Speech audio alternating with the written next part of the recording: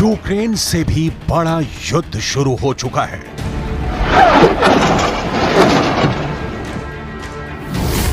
Ukraine से भी ज्यादा खून बहने वाला है।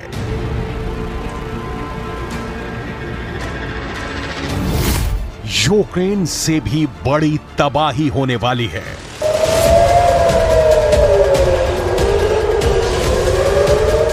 फिलिस्तीन और इजरायल के बीच सबसे बड़ी आग भड़क चुकी है और अब इस युद्ध में इतनी लाशें गिरेंगी कि ना पुतिन ने देखी होंगी ना ज़ेलेंस्की ने। इजरायल के टैंक जलाए जा रहे हैं। ये तस्वीरें इजरायल को सालों साल झटके देती रहेंगी। इजरायल में हजारों रॉकेट से हमले हो रहे हैं। इजरायल के अंदर हमास की ऐसी आग फैली कि कुछ घंटों तक तो समझ में ही नहीं आया कि हो क्या रहा है। इजरायल के प्रधानमंत्री ने कह दिया है कि अब युद्ध शुरू हो चुका है। इजरायल पर हमास के सरप्राइज हमले से पूरा इजरायल हिल चुका है। यह हमला जमीन के रास्ते हुआ है। कंटीले तारों की बाढ़ काटकर हमास इजरायल में घुस चुका है। मोटरसाइकिल पर सवार यह हमलावर अचानक इजरायल में घुस गए। यह हमला समंदर के रास्ते हुआ है। हमास की स्पीड बोट इजरायल के किनारों पर हमले के लिए पहुंच रही है। यह हमला आसमान से हुआ है। ग्लाइडर की मदद से हमास का मिलिशिया इजरायल में किसी कमांडो की तरह उतर रहा है। 7 अक्टूबर 2023 ये इजरायल और फिलिस्तीन की तारीख में ऐसा खूनी दिन कहा जाएगा जिसके बाद वर्ल्ड वॉर की बात होने लगी है। हमास के कमांडर ने इस हमले को नाम दिया है ऑपरेशन अल अक्सा फ्लड। इजरायल के प्रधानमंत्री बेंजामिन नेतन्याहू ने भी कह दिया है कि युद्ध शुरू हो चुका है। ישראל, אנחנו במלחמה, לא במבצע, לא בסבבים, במלחמה. הבוקר חמאס פתח במתקפת פתע רצחנית נגד מדינת ישראל ונגד אזרחיה. אנחנו בתוך זה משעות הבוקר המוקדמות. अभी की तस्वीरें क्या है ये आप इजरायल से आने वाले वीडियो को देखकर समझिए। खून खराबा बहुत ज्यादा होने वाला है। ये युद्ध थमने वाला नहीं। गाजा से लगे इजरायली इलाके जल रहे हैं और अब अगले 24 घंटे बहुत ही गंभीर होने जा रहे हैं। हमले की शुरुआत कैसे हुई ये बहुत गौर से देखिएगा। जो तस्वीरें विचलित कर सकती हैं उन्हें एडिट करके हटा दिया गया है। ये हमास के हमलावर हैं जो 7 अक्टूबर को सुबह सुबह इजरायल के एक मिलिट्री कैंप पर हमला कर दिया। इस दौरान हमास के इस ग्रुप ने ग्लाइडर का भी इस्तेमाल किया और फिर ये उड़ते हुए इजरायल के मिलिट्री कैंप के पास उतरे। ग्लाइडर पर 2 हमलावर सवार हैं और उनके हाथ में है मशीन गन।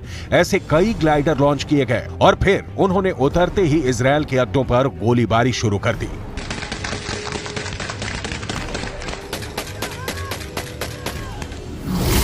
यह पिछले 50 वर्षों में इजरायल और फिलिस्तीन के बीच सबसे बड़ा युद्ध कहा जा रहा है। जिस मिलिट्री अड्डे को टारगेट किया गया वहां कई इजरायली सैनिक मारे गए हैं। इजरायल के पुलिस चीफ ने कहा है कि गाजा पट्टी के पास 21 ऐसी लोकेशन है जहां बड़े हमले हुए हैं। ראשי מערכת הביטחון, הנחיתי קודם כל לטהר את היישובים מהמחבלים שחדרו פנימה. הפעולה הזאת מתבצעת בשעות הללו. במקביל הוריתי לבצע גיוס מילואים נרחב ולהשיב מלחמה שערה בעוצמה ובהיקף שהאויב לא הכיר. इसलिए कहा जा सकता है कि इजरायल की खुफिया एजेंसी मोसाद इस हमले को लेकर पूरी तरह फेल साबित हुई है। हमास की ट्रेनिंग को लेकर मोसाद अनजान रही। हमास की रॉकेट पावर को लेकर मोसाद अनजान रही। एक साथ इतने रॉकेट तैनात कर दिए गए लेकिन मोसाद को भनक तक नहीं लगी। इजरायल पर हमले की एक बड़ी वजह बहुत दिनों से उबाल खा रही थी जिसके बारे में पूरी दुनिया जानती है और इजरायल पर ऐसा हमला किसी भी वक्त हो सकता है। ये बात भी किसी से छुपी नहीं थी। इजरायल पर जो हमला हुआ उसकी सबसे बड़ी वजह वेस्ट बैंक के रिहायशी इलाकों में इजरायल का सैन्य ऑपरेशन है। पिछले कई दिनों से वेस्ट बैंक जो फिलिस्तीन का पूर्वी हिस्सा है वहां इजरायल की सेना की गतिविधियां बढ़ी हैं। कई फिलिस्तीनी इजरायल की सेना के ऑपरेशन में मारे गए हैं और इसमें बच्चे भी शामिल हैं। वेस्ट बैंक की बहुत सी जमीन पर सेटलर्स को बसाया गया है और इसे लेकर फिलिस्तीन और इजरायल के बीच तनाव बढ़ता गया। हमास के ऑपरेशन अल अक्सा फ्लड में इजरायल की सेना पर जितना बड़ा हमला किया गया उसकी तस्वीरें बहुत ज्यादा खतरनाक हैं। ये इजरायल का मरकावा टैंक है जो गाजा से लगे इजरायल के इलाके में खड़ा था और तभी उसको ऐसा टारगेट किया गया कि उसके परखच्चे उड़ने लगे। हमास के हमलावरों ने इस टैंक को एक हमले में जला दिया। हमास ने अपने हमलावर मोटरसाइकिल पर सवार करके भी भेजे। हर मोटरसाइकिल पर 2 हमलावर, और फिर ये इजराइल के इलाकों में फैल गए। बाद में इजराइल से जो वीडियो आया उसमें आप ऐसे ही हमलावरों को एसयूवी पर सवार होकर जाते देख सकते हैं। लेकिन ग्राउंड अटैक से बड़ा तो हवाई अटैक हुआ है। हमास ने इतने रॉकेट दागे हैं कि इजराइल गिन भी नहीं पाया। חמאס עשה טעות חמורה הבוקר, הוא פתח במלחמה כנגד מדינת ישראל. חיילי צה"ל נלחמים בכל נקודות החדירה כנגד האויב. ये इजराइल का रेहोत शहर है। यहाँ रॉकेट हमलों के बाद क्या हुआ, देखिए कितना डरावना मंजर है। गाजा पट्टी से लॉन्च किए गए रॉकेट यहाँ आकर गिरे और फिर हर तरफ आग लग गई। ऐसा ही हाल इजराइल के कई और शहरों का भी हुआ है। हर तरफ सायरन बज रहे हैं।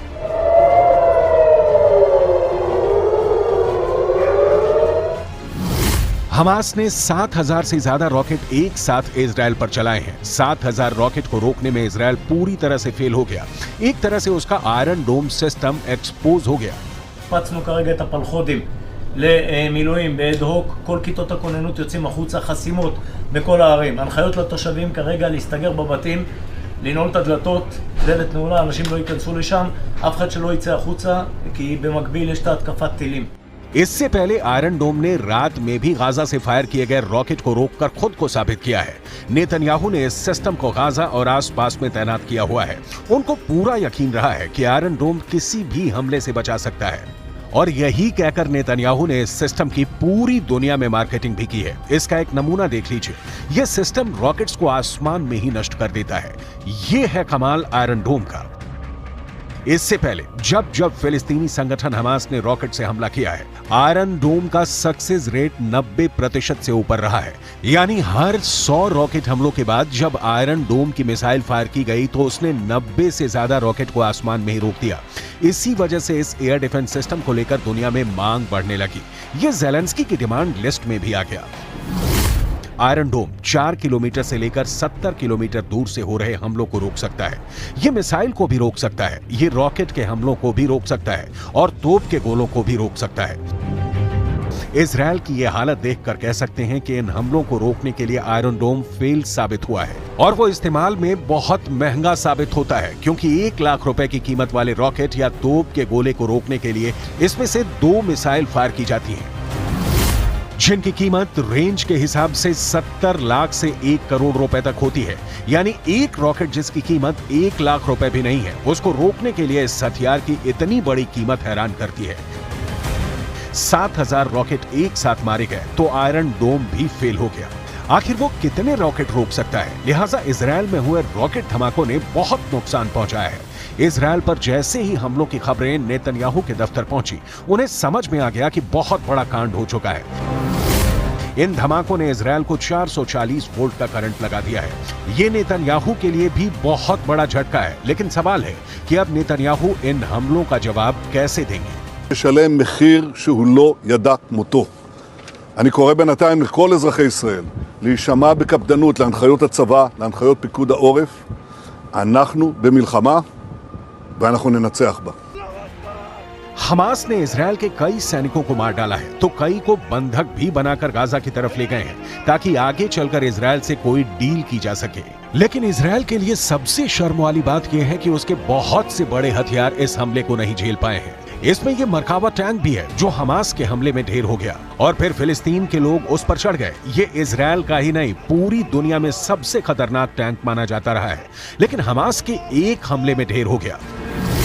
इजराइल का मरकावा दुनिया के सबसे सीक्रेट टैंक के रूप में पहचाना जाता है, जिस टैंक के खिलाफ अचूक माने जाने वाली मिसाइल भी नाकाम हो जाती है। यह ऐसा टैंक है जिसे लेकर इजराइल ने फैसला किया है कि वो इसे कभी किसी देश को नहीं बेचेगा। जिस जलते हुए टैंक की तस्वीरें पूरी दुनिया देख रही है, उसी मरकावा टैंक को लेकर बहुत सी बातें हैं, जो आज भी इजराइल की डिफेंस इंडस्ट्री के अंदर ही सीक्रेट बनी हुई हैं। दुनिया इस टैंक के बारे में बहुत सी बातें नहीं जानती है। इजराइल की भाषा हिब्रू में मरकावा का मतलब होता है रथ, और अब इसी पर फिलिस्तीन के लोग सवार हैं। इजराइल की थल सेना का यह सबसे खतरनाक हथियार हमेशा इजराइल को बड़ी कामयाबी दिलाता आया है, लेकिन इस बार ये फेल हो गया। इजराइल ने अरब देशों के साथ 1967 में हुए युद्ध के बाद इसे बनाना शुरू किया। 1973 के युद्ध के बाद इसके डिजाइन में और बदलाव किए गए। 1970 के दशक में बना मरकावा 80 के दशक से ही इजरायल का मेन बैटल टैंक बना हुआ है।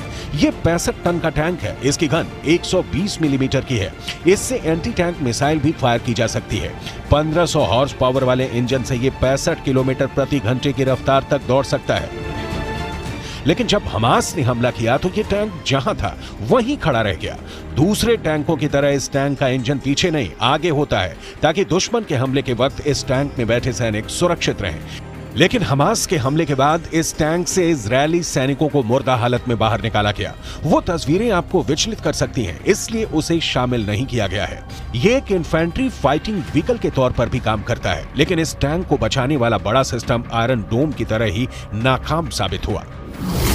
इजरायल के इस टैंक में अमेरिका के एब्रम्स टैंक वाली कई तकनीक जोड़ी गई है, ताकि ये दुश्मन के अटैक से बच सके। ट्रॉफी एपीएस यानी एक्टिव प्रोटेक्शन सिस्टम मिलने के बाद इसकी डिफेंसिव पावर कई गुना बढ़ गई है। ये इसे एंटी टैंक गाइडेड मिसाइल से बचाता है। ये टेक्नोलॉजी अब आधुनिक टैंकों के लिए बहुत जरूरी बन चुकी है। इसी टैंक के जरिए इजरायल अपने 4 बड़े दुश्मनों को रौंदने की ताकत रखता है और उसके लिए हमेशा तैयार भी रहता है।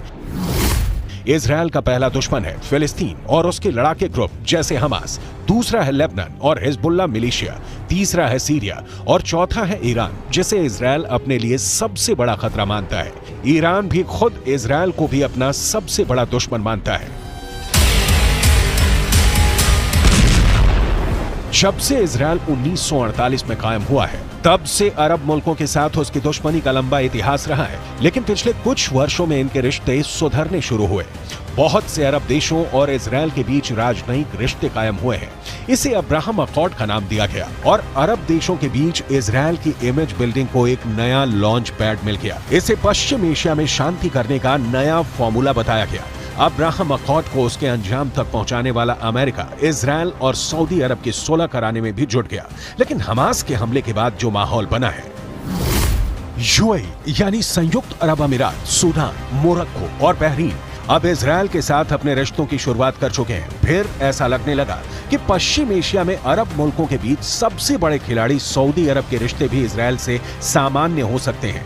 लेकिन अब फिलिस्तीन को लेकर इजरायल और सऊदी अरब में दूरी फिर से बढ़ सकती है। हमास के हमले से पहले इजरायल अपने लिए बहुत सुकून महसूस कर रहा था। उसे लगा कि अब अरब मुल्कों से दोस्ती होगी तो उसकी राह आसान हो जाएगी। इससे पहले सऊदी अरब ने जॉर्डन में अपने राजदूत को फिलिस्तीन का अनिवासी राजदूत करार दिया था।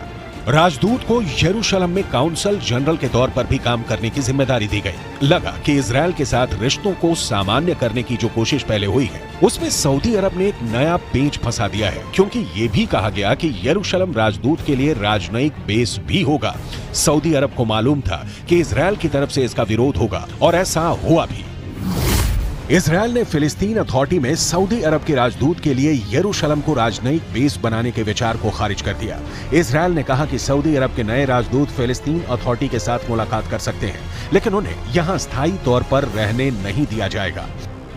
सऊदी अरब अब इजरायल को लेकर नरमी दिखाने से बचेगा, यानी इजरायल और सऊदी अरब के बीच राजनयिक रिश्ते फिलहाल फिलिस्तीन का मुद्दा सुलझने तक कायम नहीं होंगे। ये बात सऊदी अरब के क्राउन प्रिंस मोहम्मद बिन सलमान भी कहते आए हैं। हमास ने इजरायल के अब्राहम अकॉर्ड में एक तरह से पलीता लगा दिया है। हमास के हमले इतने ज्यादा हुए कि इजरायल में 21 लोकेशन अचानक एक्टिव हो गई। हर लोकेशन पर हमास की हमलावर टुकड़ी मौजूद थी, लेकिन उनको ट्रैक करने में इजरायल को कई घंटों का वक्त लग गया। כמו שאתם מבינים, אנחנו נמצאים כרגע במצב מלחמה. אין פה שום הסבר אחר. התקפה רבתית באזור רצועת עזה ויישובי הדרום. יש לנו כרגע 21 מוקדים פעילים באזור הדרום. इसमें कोई शक नहीं कि इजरायल इस हमले का बहुत बेदर्दी से बदला लेगा और वो हमास और उनके कमांडर्स को छोड़ेगा नहीं। अगले 24 घंटे बहुत अहम रहने वाले हैं। इस युद्ध को रोकने की कोशिश भी शुरू हो गई है, इसमें कोई शक नहीं। लेकिन इस बार हमास ने जिस डिग्री का हमला किया है, उसने इजरायल को हिलाकर रख दिया है और उसके पास भी पूरी तरह बदला लेने के अलावा कोई रास्ता नहीं बचा है।